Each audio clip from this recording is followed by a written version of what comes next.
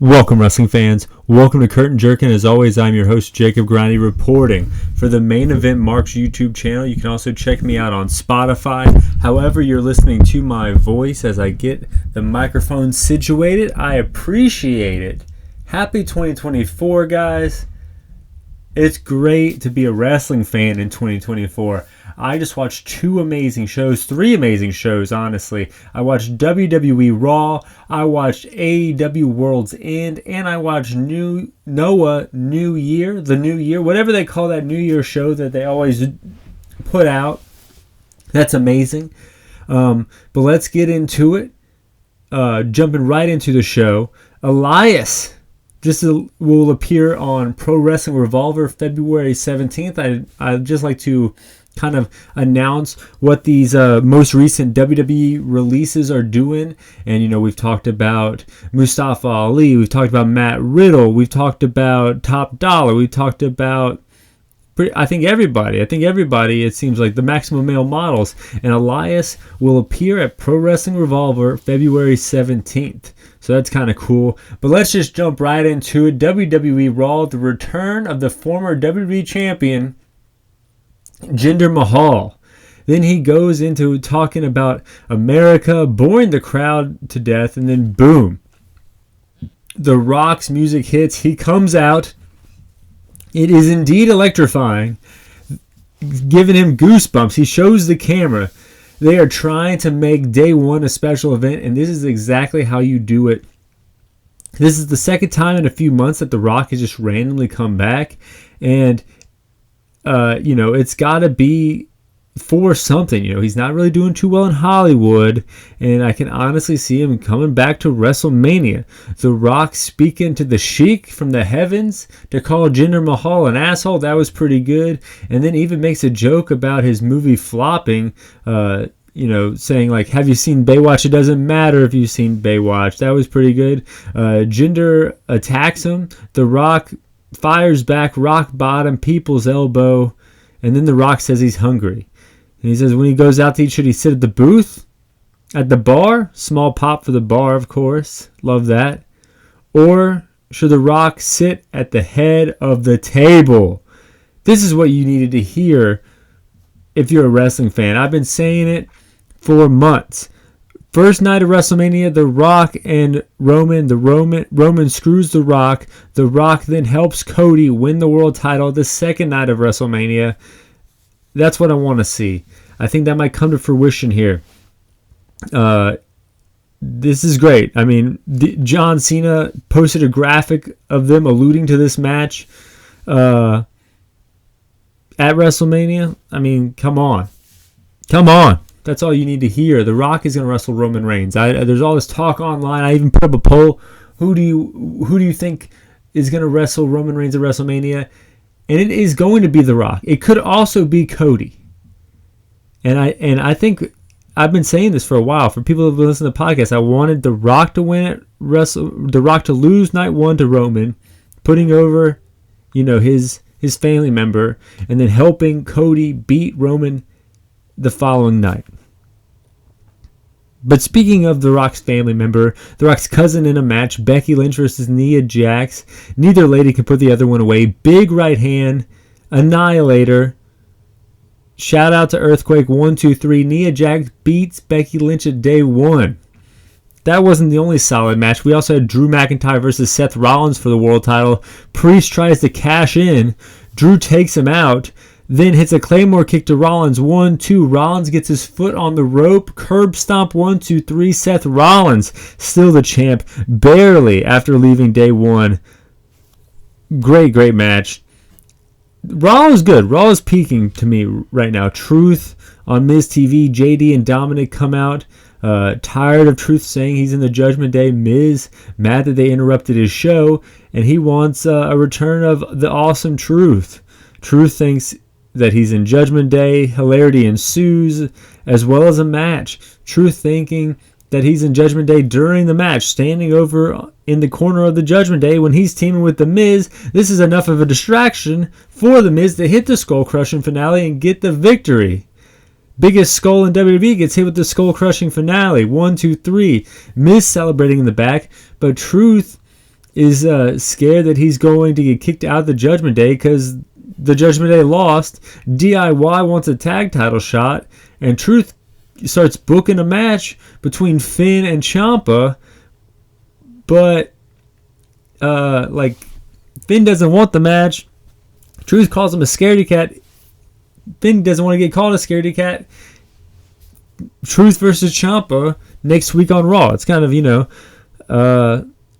very sneaky, very goofy R-Truth comedy segment right there. But that wasn't all that we saw of Judgment Day. Rhea versus Ivy Nile. Riptide 1, 2, 3. Ivy Nile looks good.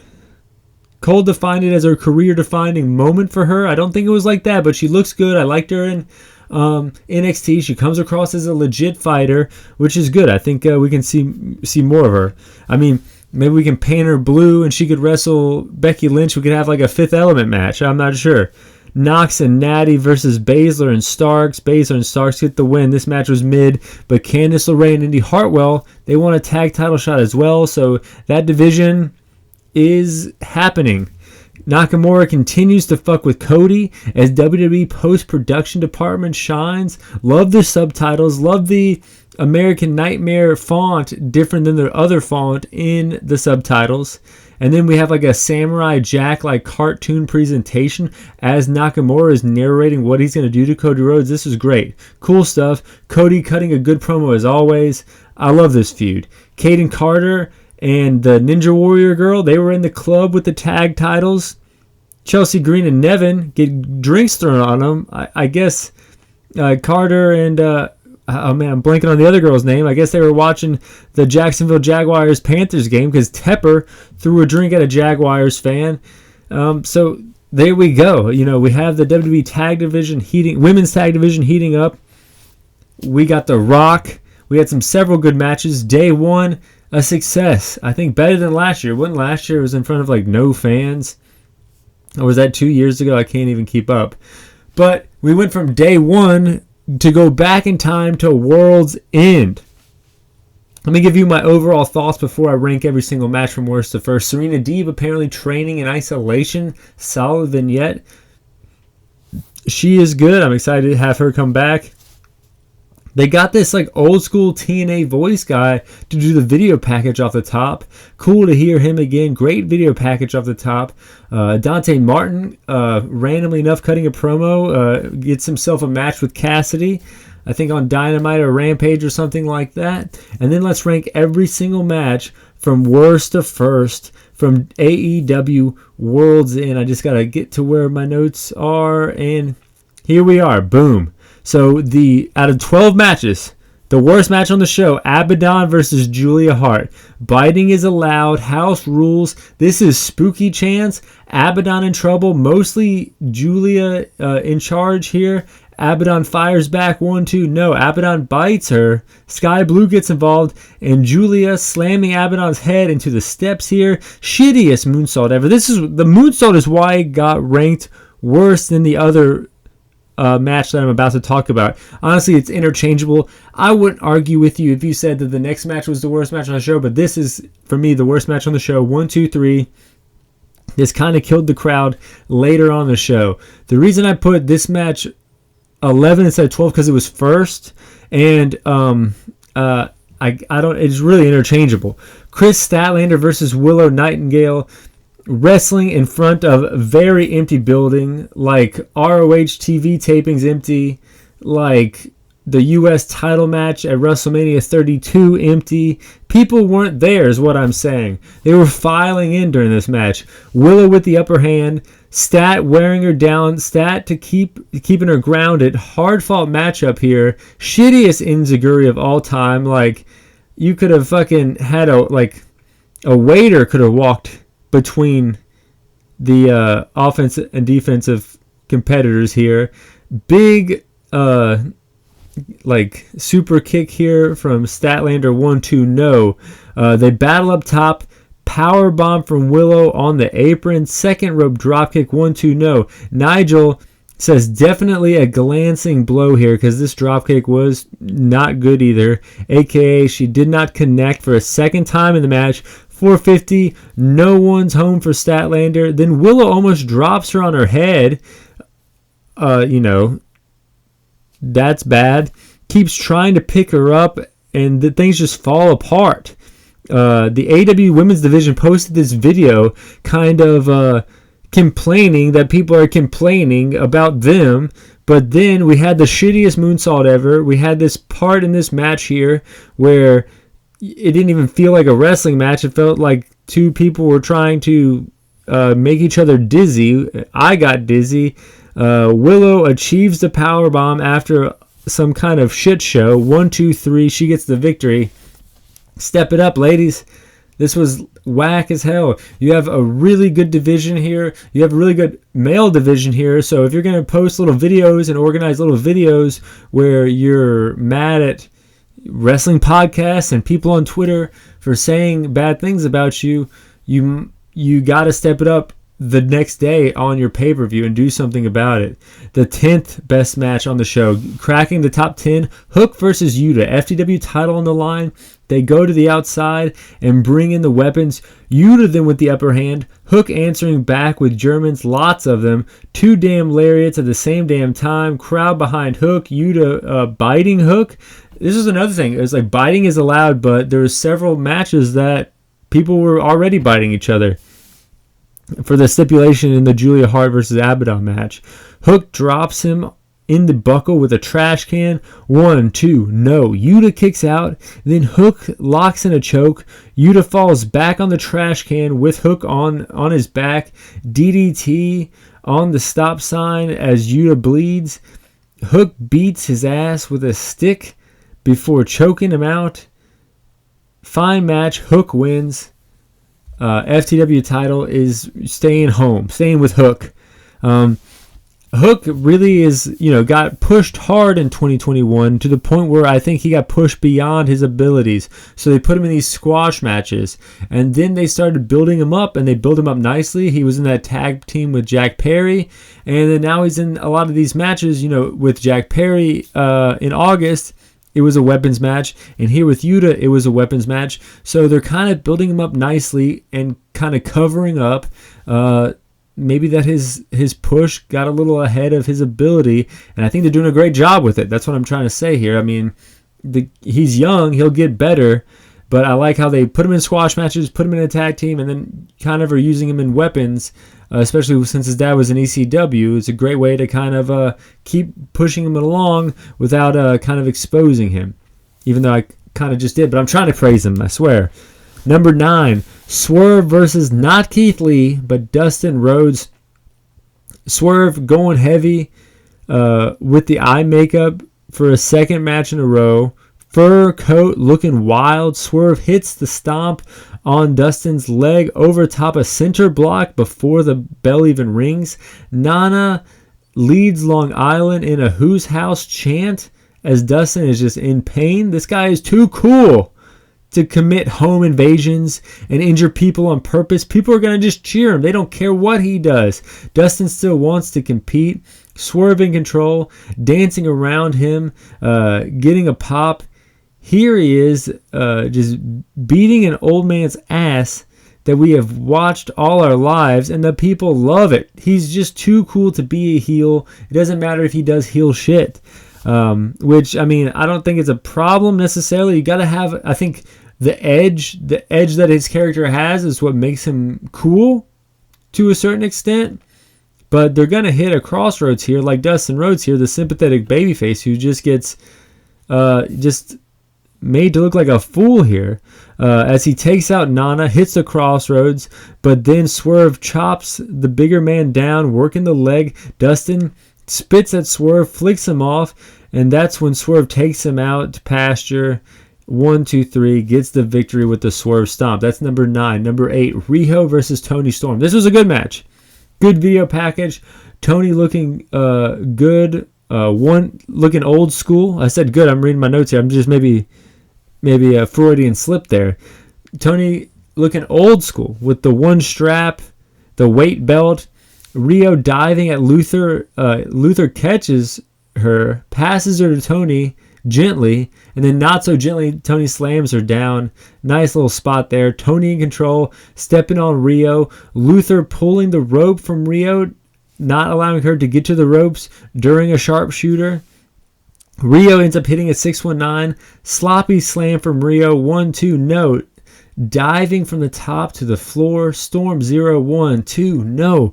Rio with a snug drop kick as Tony was on her knees. 1-2, clever DDT. 1-2-3, Tony Storm retains her title. Mariah May comes out and showers her with rose petals as she just kind of dances along in the ring here. A beautiful moment. Champ retains. You could see it from a mile away, but it was still good when she got there, just like a city skyline. And then we go into the 7th best match on the show, the 20-man Battle Royal.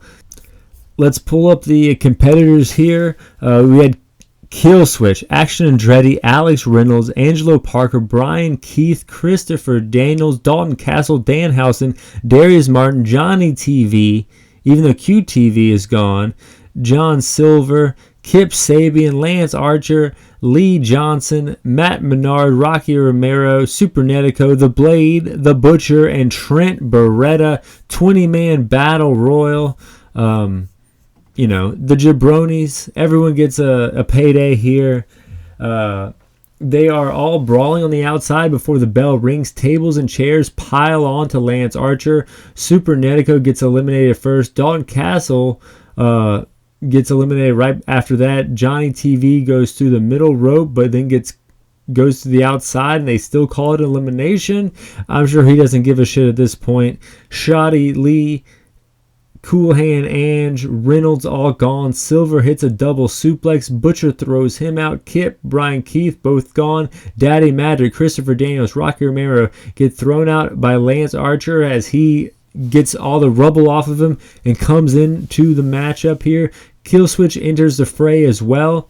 The two big guys are just throw out Action and Darius, as well as Butcher and Blade. Final four: Trent, Danhausen, Archer, and Killswitch. Trent and Hausen throw out Archer, then turn on each other. Trent throws out Hausen. Bad move in my opinion. Killswitch then gets on the apron.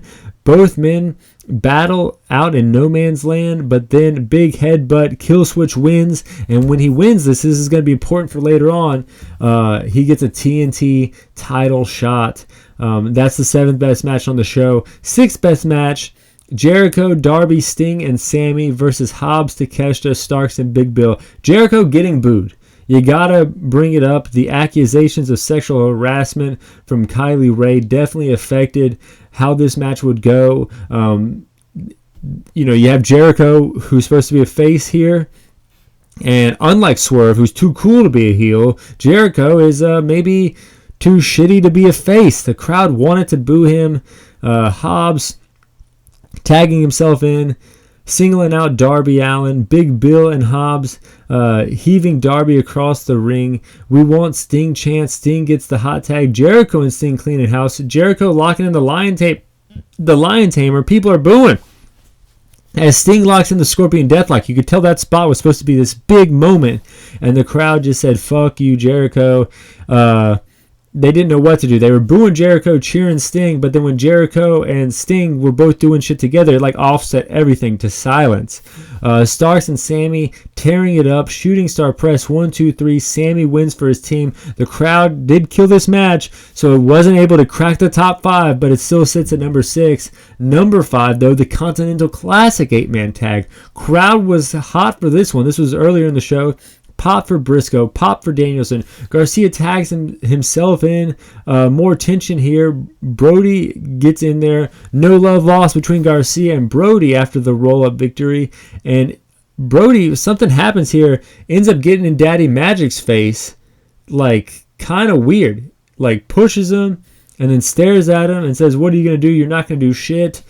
I mean, Daddy Magic's is Jericho's boy, and, I can see Brody King kind of sticking up for Kylie Ray. So this kind of maybe was a foreshadowing thing between what we're going to see and how the crowd's going to react to Jericho later on in the night. You even got Starks going back to Jericho, just flicking off Jericho. And it was kind of like one of those things where, like, is he flicking him off because he's supposed to flick him off in wrestling, or is he flicking him off because he wants to flick him off? Who knows? Everyone brawling in the Continental Classic 8-man tag as we get back to the list here. Like seeing Claudio and Brody going at it, superplexing Brody King. Then they go for the big swing on King, with Danielson landing a drop kick to the head. Garcia ends up rolling up Jay Lethal 1, 2, 3. Who did Jay Lethal piss off though? Because he went winless in the tournament, and then he just gets rolled up here at the end and loses here. Hopefully they're doing like a losing streak gimmick. I hope that's the best thing you can hope for in this with Jay Lethal here. But number 4, Miro versus Andrade. Andrade's last match in AEW. CJ Perry full bodysuit coming down the ringside. You gotta bring it up because it's worth bringing up. Go back and look at it if you haven't seen it. I cannot really follow the storyline. Action spills to the floor. Miro in control. Andrade fighting back. Did a moonsault, roll out of the way, then hitting a standing moonsault spot. I love that shit. Kota Ibushi does it a lot, and Andrade does it a lot as well. 1, 2, no. Figure 4, countered by Miro. Countered again by Andrade into the figure 8, but then CJ Perry sweeps the arms out from under Andrade. Miro able to lock in the game over, and Andrade taps. So this husband-wife duo, who were kind of bickering at each other, kind of teasing each other, with CJ Perry coming out with Andrade. At the end, the wife doesn't want to see the husband lose. I can't make heads or tails of it, but it was a solid match and not too many kickouts, so it stood out on this show. It's kind of weird how there's very WWE style here, and we'll get into more WWE style matches later that I ranked pretty highly. But number 3, Eddie versus Mox. Danielson on commentary. Continental Classic Finals.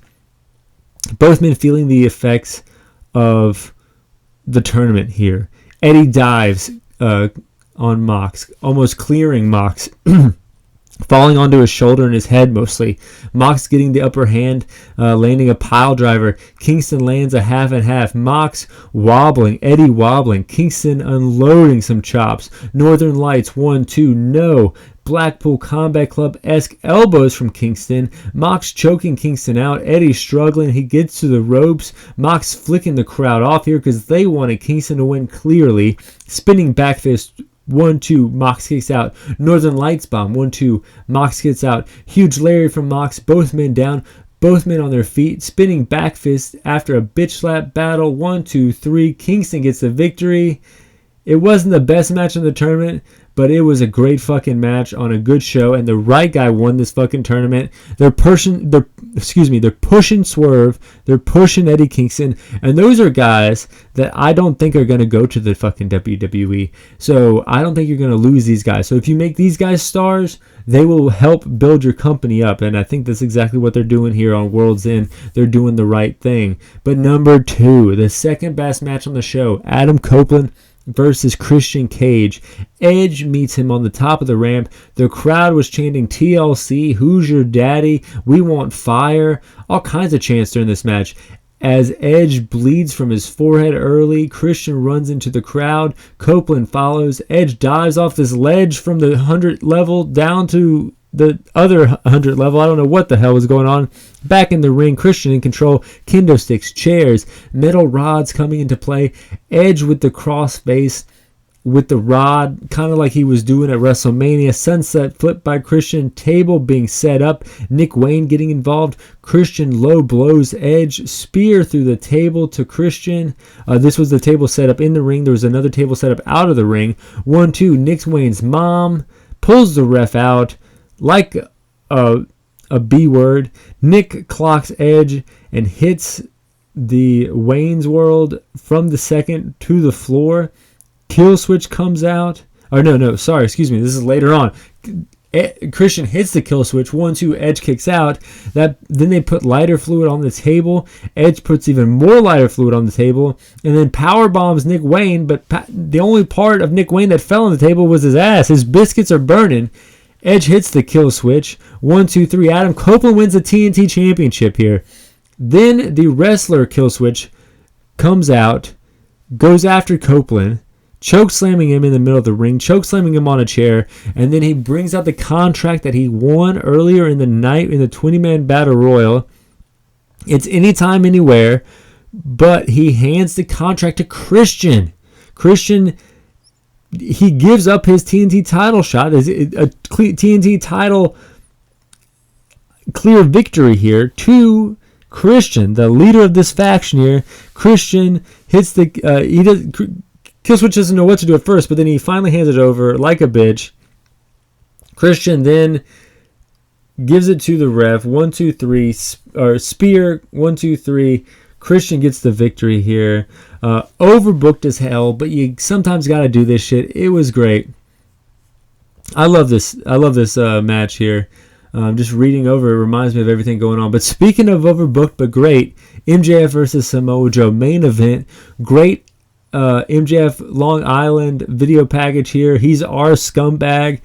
Is putting on the scarves and everything. Go back and watch this video package if you haven't seen it. There is always an element of humor with MJF, and I don't think it's ever out of place. I always think it's well done, and that's very rare in wrestling. It's like something that makes him very great. He's great on the mic when he's being serious. He's great in the ring when he's being serious, but he's also good when he's being funny. MJF is the GOAT right now. He comes out clear favorite. Adam Cole comes out in crutches in the corner of MJF. Thumb to the eye from MJF to get the upper hand. Joe turns around quickly. MJF going for the kangaroo kick.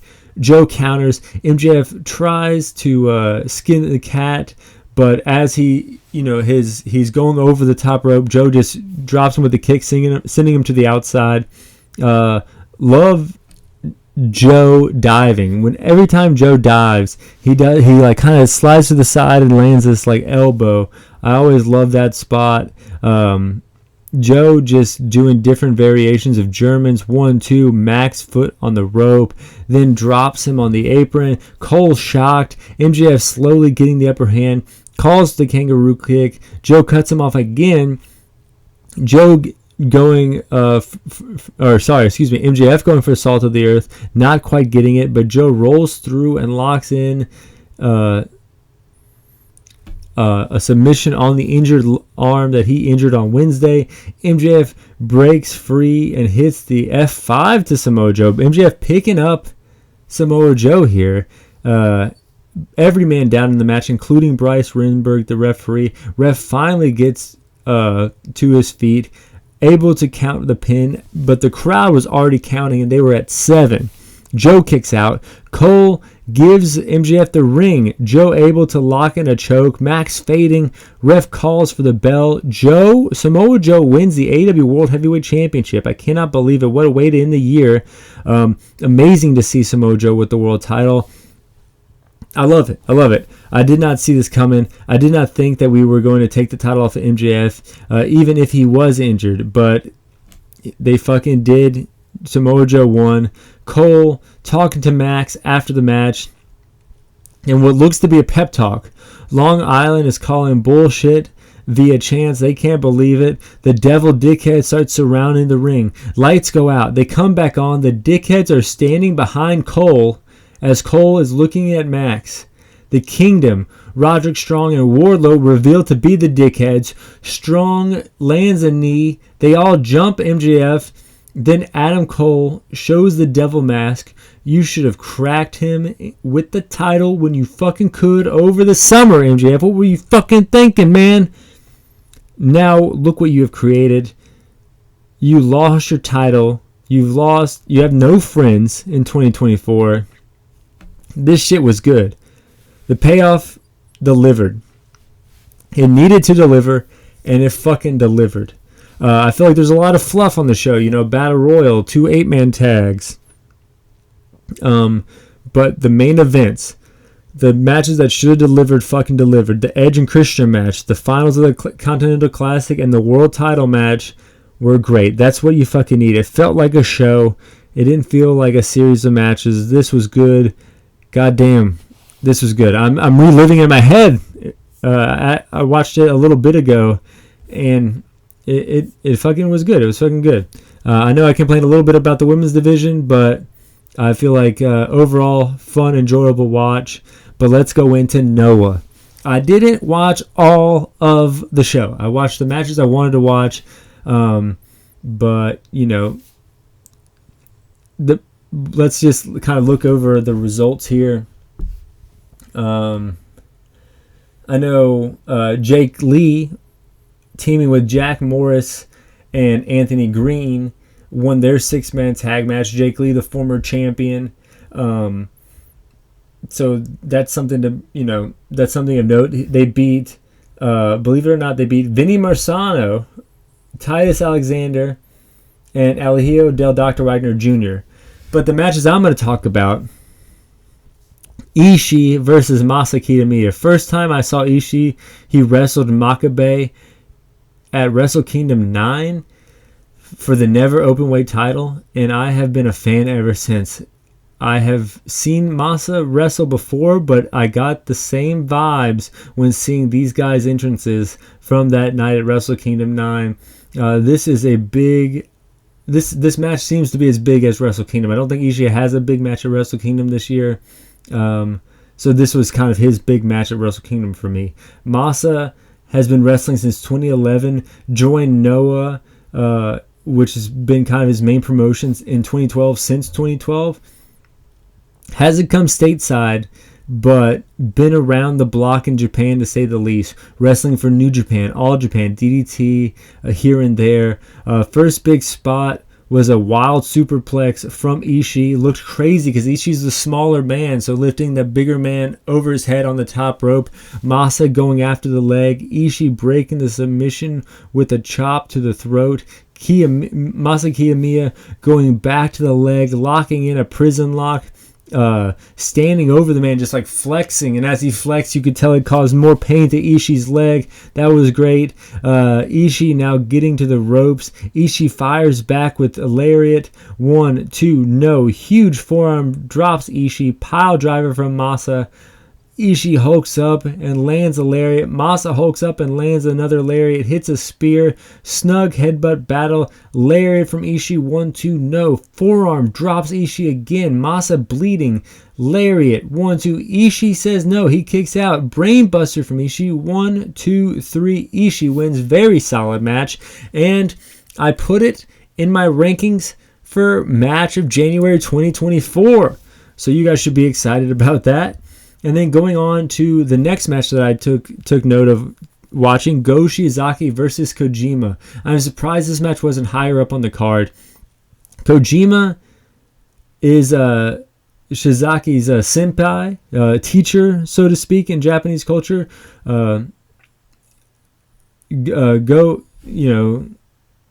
Go Shiozaki has been everywhere. 20-year career, wrestled in ROH in 2007 on the HD Net days. Even had a dark match in WWE in 2008. But has been a mainstay in Noah throughout, and a bit of Drew McIntyre. Held the GHC World Heavyweight Championship during the pandemic and really hasn't gotten back to that peak level since. Kojima started in New Japan in 1991, went to All Japan in 2002, held the NWA World Heavyweight Championship, and then was in the original MLW, recently made waves in AEW, going up against Moxley. Kojima with the upper hand against Shiozaki. He's not giving up. He's firing off some lariats. 1, 2, 3. Go Shiozaki beats his senpai. Quick match. Legend beats his legend. Better story than match. We had some other matches here. None really caught my eye. There was a DQ. And then we went into Zack Sabre Jr., Agawa versus Tanahashi and Hayata. Agawa started wrestling in All Japan in 1985. Was one of the original wrestlers of the group of wrestlers who jumped from All Japan to Noah when Misawa Misawa was building Noah. So that's kind of crazy. Even if you didn't know about Noah, just like he was a part of the origin story of this company that's been around for like 23 years now, 24 years. And he was a mainstay in Noah throughout this entire time. True pioneer in the light heavyweight division. Hayata, Tanahashi's partner, spelled with all caps, no cap. Been wrestling since 2006, making his way up from the Japanese indies. Been in Noah a few years now. Tanahashi landing some dragon screws. Tanahashi getting in trouble. Ogawa and Zack Sabre Jr. just putting on a clinic here. Just submission after submission in stereo, going around, working each limb of Tanahashi, just destroying the man. Hayata tags in. Zack still gets the momentum, and Zack taps him out. There's one thing that Noah does, which is like if sometimes people just win matches. Like they have the upper hand throughout, and they just win the entire time. It's good when you're trying to build stars and keep people strong. I also watched Daga versus Iida. GHC title match. I've been watching Iida. I call him Iida. I know that's the wrong pronunciation, but forgive me. I've been watching him wrestle for, since I've been watching Noah. And then I know Daga, he wrestles in AAA. He's been wrestling in the Impact some. But I didn't really see too much of him. So I thought that this would be cool to watch two wrestlers that I'm interested in like this big show when they don't really have a lot of big show experience. They more have like critical acclaim. They brawl around the ring at first. Crowd behind Iida. Daga hitting a Daga suplex. That is kind of, like a Michinoku driver. But can't put Iida away. Daga getting pissed off. Diablo wings, which is starts out like a tiger driver, but then he just finishes like a code breaker kind of a thing. 1, 2, 3. Daga gets the victory. This was a very solid match. Fun match here. More ground based than you're used to with the American high flying juniors. They had a 12-man tag elimination match, but that featured House of Torture, so I was nowhere near it. But I am excited to see that House of Torture lost. This match featured Kaito Kiyomiya, someone who last year took that nasty-ass bump and was in my top 10 matches of the year. With his match was last year, and Shota Umino was also in this 12-man tag elimination match. But we're not here to talk about the 12-man tag elimination match. We're talking about the GHC title match, not the main event, not the last match on the show, which ruffles my purest feathers, I have to say.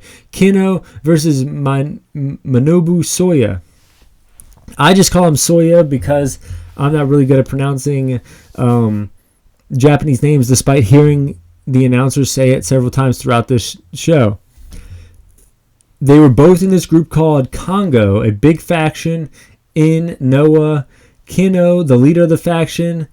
Soya started out in All Japan, went to Wrestle 1, and in the last few years, really since the pandemic, has been wrestling in Noah.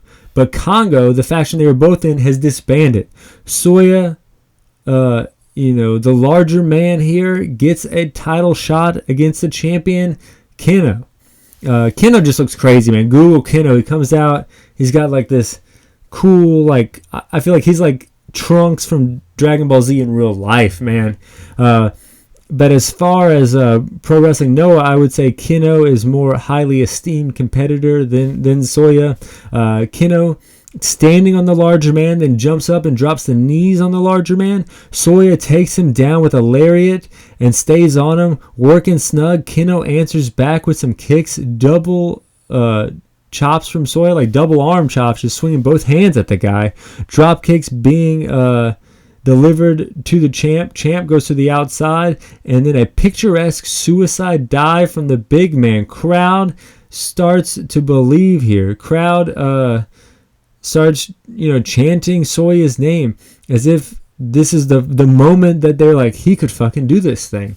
Huge lariat, 1-2, Kino kicks out. Another lariat, 1-2, Kino kicks out again, locking in the Dragon Sleeper. Champ in trouble, but then he counters it into a crossface. Challenger gets to the ropes, both men down. Death Valley Driver, Champ hulks up, Dragon Suplex, 1-2, Challenger kicks out. Champ goes up top, but then the Challenger meets them up there. Death Valley Driver from the top. 1-2. Kino kicks out. Huge lariat. 1-2. Kino kicks out again. That got me there. I thought it was over. Soya can't believe it. I can't believe it. Keno is still in this, much to the crowd's dismay here. I feel like the crowd flipped here. Keno lands some hard kicks. Another one. Each one harder than the next. He goes on and on. Huge double stomp. 1, 2, no. Moonsault, double stomp. This looked awful. This was like a Julia Hart moonsault in the middle of this amazing match. Pretty bad. But he is able to lock in the crossface, and Soya taps out. Keno retains. Great match. And then you have the main event, the last match of the evening, which I don't think was able to follow that GHC World Title match. Kota Ibushi versus Marufuji, the main event. Slow pace. Marufuji just bitch slaps him to gain control. Ibushi then goes for a German from the apron into the ring, but Marufuji is able to counter that and drops him on the apron. Crowd seems dead for even a stereotypical Japanese crowd here. Long show. What are you going to do? As the two goats are just teeing off on each other in a strike battle, crickets. Big wraparound bitch slap kick from Marufuji. Vintage Marufuji here. Ibushi, his chest is red. He's almost no-selling the wraparound kick.